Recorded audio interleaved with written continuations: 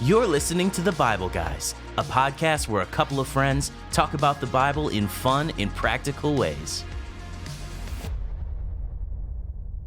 Hey everybody, welcome to The Bible Guys. I'm Chris, this is Jeff, and we are super glad to be here. It is so good to be back. We are, yes, to be back from what, yesterday? Yes. Which we recorded 10 minutes ago. Well, but for our listeners, we're back today. We're back, baby. We're back today. So right. What we do is we meet at 9 in the morning. Some people have asked me about this, so I'm just going to come out with it. Okay, here it comes. So here's how we make the sausage right here. Right here. So we come at 9 in the morning, and it's always at 9.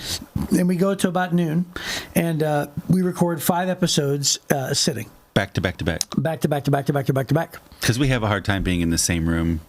Right. On more than one day, like, anyways. Let's just get it over with. It's like taking off the Band-Aid. You know, some people do you wade into the water or do you dive in the water? I don't even want to see him. Not even my peripheral.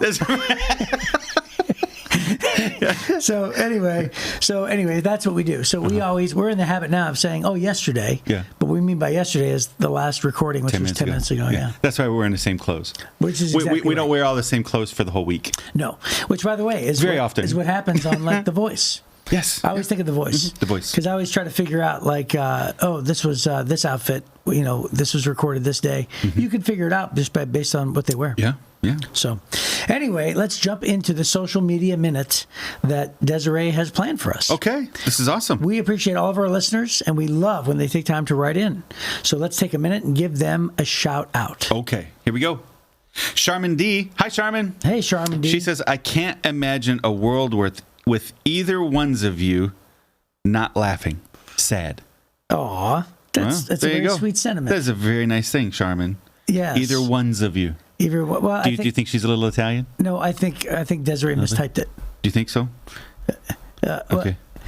My mom. Did your mom ever say yuns? Yuns? Yeah. Yeah. Hey, olive yuns. Yeah. No. No. That's why I was saying. I think it's. Yeah. Anyways, well, that was wonderful, Charmin. Yeah, thank you. We're going to keep trying to laugh then. Yes. We can't imagine a world without it either. I agree. Kelly R. writes in this next one. Hi, Kelly. Great episode, Jeff and Chris. I love the two of you together. It's not the same when one of you isn't there. Oh, that's really nice. That's really nice. Yeah. I don't know what I would do without Chris. Oh, that's very sweet if you mean that. But I'd rather. But I'd rather what? Do without Chris. Okay, got it. And there it is. There's the shoe. It just dropped. I'm joking. It's so much fun working together. Yes. I love it. We really do. We laugh a lot when we're not on the camera. For sure we do. It's all time. Yeah. Although I do love, like Wesley does a great job when he fills in. Kyle does a great job. Yeah. We've had Dave Wilson once or twice. Who else have we had? Tom Blount? Yeah, Tom Blount was on here Yep, before. we haven't. Yep. Yeah. Cool. All right, and then you get the last one. My New Year's... Oh, this is from Crystal. Crystal Hey, G. Crystal G. Hi, Crystal. What's up? Says, my New Year's resolution is to watch Bible Guys daily, every day. Well, here is day 22. That's what she wrote it. Oh, that's awesome. Which is pretty cool. Says, first thing I do every day. And best part is Chris singing Good Morning. Oh, that's well, then fun. Yesterday must have been amazing for her. Amazing. Oh, that's really nice. Well, that was just for you then, Crystal. Thanks for getting my morning started in the right direction.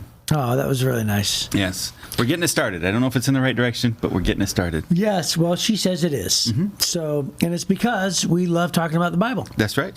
It's one of our favorite things. Yes. Yeah. And so... hence the name. Yes. We are the Bible Guys. Yes. Which, by the way... Not just some Bible Guys. No, the... Or a Bible Guys. It's like the Ohio State University. The Bible Guys. There are... Yes. Yeah. They always say... So there are other Bible Guys. Yes. But we are... The Bible Guys. And the way that you know that we are the Bible Guys is because we have thebibleguys.com. Yes. That's how you know. That's how you know. It's real. It's official. It's legit right there. Yeah. It's, by the way, you can go to thebibleguys.com. You could email us at info@thebibleguys.com. There you go. And you could subscribe. So please do so. See, it's just getting easier and easier. I threw you that softball right over the fence. Boom. Yeah. I'm hitting them. And by the way, we love when you share, if you were to just like take one of our video links, post it, and just say, hey, I love these guys, give them a listen. We would love that. So tell us what happened. You got a message, and this happens. This happens often to us. Yeah. So I got a instant message from a guy who I'm not going to say his name, but I knew him well in Bible college, and he's a missionary in Russia. Okay. And so basically, he instant messaged me out of the blue, and I haven't heard from this guy, or even honestly thought about him for like 30 years. Yeah, that's amazing. I worked with him at Auto Magic, a car detail shop. He was my manager, and also Bible college. Anyway, so he goes, Bling. He's like, hey, how you doing? We're missionaries in Russia. And I'm like, dude, I haven't heard from you in 30 years. What's going on? And he said, I stumbled upon you guys in your podcast. He said, I was listening to Bible podcasts, and all of a sudden I had you playing in the background. My wife walks by and goes, that's Chris Arbaugh. And she recognized your voice. She recognized my voice and me. So 30 years ago, you had this raspy voice. Well, more? Yes, but also they were watching the video. Oh, I see. Yeah. So she recognized me, actually. Right. And she goes, that's Chris. And so he goes, so I just, instant message you, see how you doing. So we caught up on 30 years. How crazy is that? Because he stumbled upon the Bible guys in Russia. Yeah, so share with your friends. That's what happens, right? Yeah. Is the algorithms just kind of promote and push the things that your friends would be interested in when you let them know that you're interested. So that's cool. That's cool. Well, the same time that happened, I was in East Africa, and I had a guy from Tanzania tell me that he's been watching all the podcasts too. So wow, yeah, it's crazy. It's just crazy how it happens. And you all told over. me he lives in a hut. Yeah, but he's got a smartphone. So that's That's Isn't crazy. that crazy? That is crazy. Yeah. So, anyways, BibleGuys.com, share a link, right? You can share a link right here on the YouTube page if that's what you're doing. If you listen on any of the podcasting platforms, you can always grab that URL and send it, share it with your friends. And hey, awesome. Help us get some more listeners. Help us help your friends. Help us help you. That's right. Jerry Maguire, help me help you. There you go. Yes. Cuba Gooding Jr. Cuba Gooding Jr. Cuba Gooding Jr. Yeah. Mm-hmm. Can never say his name. Mm-hmm. Love him, though. I think you're the one doing transitions today. Oh, you know what? We slaughtered that segment. Oh, no, you did not. Hey, by the way, speaking of slaughter. Oh, no. Jehu was about to slaughter what seems like hundreds of priests and as they're trapped in a temple. So if this is your second time to listen to us this week, we kind of have a trend going, right? This is a pretty rough week. Yeah. Right? But here's what happens. But a great transition. That was a great terrible transition. It was a great horrible transition. Yes. 2 Kings chapter 10 says this in verse 18. Then Jehu called a meeting of all the people of the city and said to them, Ahab's worship of Baal was nothing compared to the way I will worship him. Therefore summon all the prophets and worshippers of Baal and call together all his priests. See to it that every one of them comes, for I am going to offer a great sacrifice to Baal. Anyone who fails to come will be put to death. But Jehu's cunning plan was to destroy all the worshippers of Baal.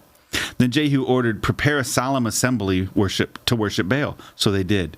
He sent messengers throughout all Israel, summoning those who worshipped Baal, and they all came. Not a single one remained behind. And they filled the temple of Baal from one end to the other. Jehu instructed the keeper of the wardrobe, be sure that every worshipper of Baal wears one of these robes. So robes were given to them. Then Jehu went into the temple of Baal with Jehonadab, son of Rechab. Jehu said to the worshippers of Baal, make sure no one who worships the Lord is here, only those who worship Baal. So they were all inside the temple to offer sacrifices and burnt offerings. Now Jehu had stationed 80 of his men outside the building and warned them, if you let anyone escape, you will pay for it with your own life. As soon as Jehu had finished sacrificing the burnt offering, he commanded his guards and officers, go in and kill all of them. Don't let a single one escape. So they killed them all with their swords, and the guards and officers dragged their bodies outside. Then Jehu's men went into the innermost fortress of the temple of Baal. They dragged out the sacred pillar used in the worship of Baal and burned it. They smashed the sacred pillar and wrecked the temple of Baal, converting it into a public toilet as it remains to this day. It's in this way, it's amazing. I love the Bible. People go, I don't get anything out of it. And I'm like, are you serious? Or people tell me, the Bible's kind of boring. I'm like, are you serious? You haven't read it then. You haven't read 2 Kings. Yeah, right, for sure.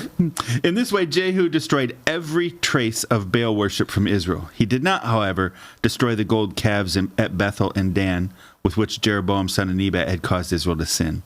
Nonetheless, the Lord said to Jehu, you have done well in following my instructions to destroy the family of Ahab. Therefore, your descendants will be kings of Israel down to the 4th generation. But Jehu did not obey the law of the Lord, the God of Israel, with all his heart. He refused to turn from the sins that Jeroboam had led Israel to commit.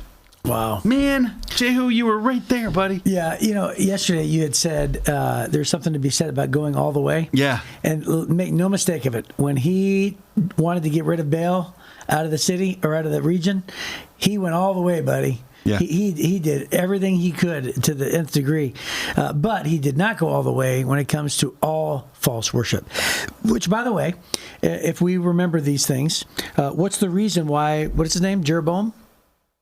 What's the reason why Jeroboam decided to set up golden calves in the north anyway? Why did he set them up in the north? Was because he was afraid that people would go down to Jerusalem to worship. Yes. So he gave them something else to worship. Yes, Yeah. because the temple is located in Jerusalem, Right. which is the region of Judah. And so remember, there's the king of the northern tribes of Israel, which is 10 of the 12 tribes of Israel, which is what we're talking about here, Jehu. And then there's the two kings of Judah and Benjamin. And by the way, both were large. Judah by far was the largest region, the largest tribe anyway, right? Right. But the northern kingdom was larger in terms of Totality. Totality. Right. But anyway, the point is that everybody in Israel had been trained, and they knew that you were supposed to go down to the temple to worship. Well, Jeroboam set up the golden calves because he didn't want them to go down there, Right. because he was afraid if they went down there, they would stay down there. Right, so I guess I can, at least it makes sense to me. It's awful, right? He should have gotten rid of them, but I think I understand why he didn't. Yeah. Because he's thinking, hey, I can't get rid of those. Number one, they were ingrained in culture at this point. Yeah. I wonder if Jeroboam had some kind of a hybrid. We're not really worshiping these calves. They worship the true God. Right. Or something, right? Right. Because so actually that's what they were supposed to represent. Right. There's some kind of the power of the true God or whatever. But God says, don't make any graven images. Right. That's what he says, right? Sometimes I'll hear people who even participate in Christian religious things that also have little statues that they pray to. Say, well, I'm not praying to that statue. I'm praying to what that statue represents. It's kind of very similar, Yeah. I think, to these gods, right? Right. And so there's that. I feel bad for Jehu. And I think from the very get-go, we know Jehu is very ambitious. Yeah. He's a very ambitious guy. God speaks to him, which blows my mind that God gives him these instructions, and then he still worships an idol. Right. At the end, right? Or leads the people to. well, Doesn't say he worships idol. He lets the people worship that idol. I sort of read it as he allowed the people Yes. to have. Yeah, keep it. Yeah, to keep it. They kept those there in Bethel and Dan. And what you see is he does a lot of very politically expedient things, taking advantage of God's orders. Right. Right. And so he wipes out Ahab's sons. I mean, he wipes out all of Ahab's sons and all the prophets of Baal. And by the way, let's just get rid of all Ahab's buddies too. Right. He kills Ahaziah. He's not commanded to, but he does. Right. Right now he wipes out his competition to the south. But he leaves these calves because politically it's probably going to cost him a lot, right? He gets rid of Baal because Baal's the bad guy. Baal worship was full-on wicked, evil beyond, I think, our modern comprehension of how evil the worship of Baal was. Yeah. Whereas bowing down to a couple of gold calves and leaving a little cash offering every once in a while, probably to Jehu didn't seem like it was that big of a deal. Well, not to mention... And it served the same purpose that it did when Jeroboam not built to mention, like you said, it was there to represent the true God of Israel. Right. And so they had this, well, it was to represent the God of Israel. It didn't represent the true God, but that's kind of how Jeroboam was setting it up for them. Oh, yeah. Well, Yeah, represent meaning you're praying to that same God. Yeah. But, you're not supposed to have an image representing him is what... Yeah. Either way, I don't know if he was trying to say this is the exact same God. I think he's trying to say it's the same thing. Just as good is perhaps what he was doing there. But anyways, the Lord told him to do these things, and he does them. And as I mentioned, he literally cleans house when it comes to Baal. I love that about him. I'm like, go Jehu, right? Yep. And not that I love the slaughter side of it, but these are the consequences that God had set up for these people. And it was really clear. It's not like they had to go do this. These prophets are Israelites. They're not strangers that God brought in that didn't know God's laws. They knew God's laws, they rejected God's laws, and they led the people for the sake of the perversion or for the sake of the money or whatever. They led the people astray away from God to this false God. And so God had said, this is going to be the consequence. You're going to be executed for this. And he uses Jehu for that purpose. So that's great. But then, man, every one of these kings, all almost gets there, don't they? Almost. Yep. Almost. Yep. Which, by the way, have you ever heard Brian Regan talk about the word manslaughter? Yeah, I love that. Brian Regan is a famous comedian. Yeah, that he's we one of both our love. favorite. Yeah. And he says, a lot of times people get charged with manslaughter, but it's not murder. It's like with intent to harm, and they call it manslaughter. And he goes without the intent. Manslaughter is without the intent. You killed a person, but you didn't mean to kill a person. Yeah. That's right. Right. And he goes. Think about the name. It's a horrible word. It's a horrible word. And he goes, "What are you in for?" And he goes, "I slaughtered a man." Yeah, that's right. It's so funny. Right. It's terrible. But without the intent. That's right. That's right. But anyway, So let's not overlook this fact that Jehu has a pretty good plan. He's like, okay, make sure there's not a single one left. So he makes sure that happens. And then he says, make sure they all wear the same robes. Now, can you imagine being in the middle of this cattle? I'm sure these people felt like cattle, right? They're all the worshipers of Baal. They're all in the temple. They're all packed together in this one room. Hey, everybody, put on this robe. And you're thinking, oh, okay, sure, I'll put on this robe. Probably not even thinking like this was the way to identify who to kill. Look at this fancy bright yellow robe. Right. This is really nice. Yeah. And everybody's wearing the exact same clothes. Well, think about the cleverness of Jehu. This is my point. My point is he says, hey, you think Ahab worshiped Baal? Wait till you see my worship of Baal. So he's convincing, he's tricking all the prophets of Baal. Wow, there's never been a worship experience like this. Right. And we all got fancy robes, right?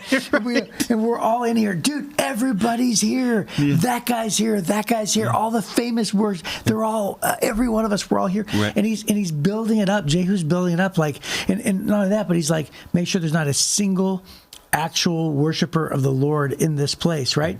Well, they interpret it as, wow, we don't have to deal with anybody else. This is just us. This is a pure Baal worshiping moment.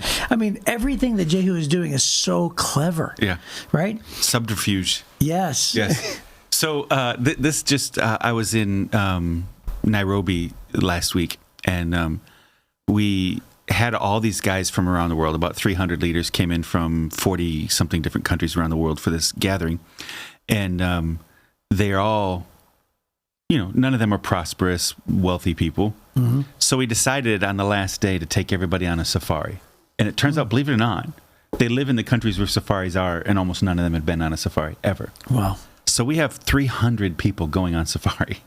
At one time? And yeah.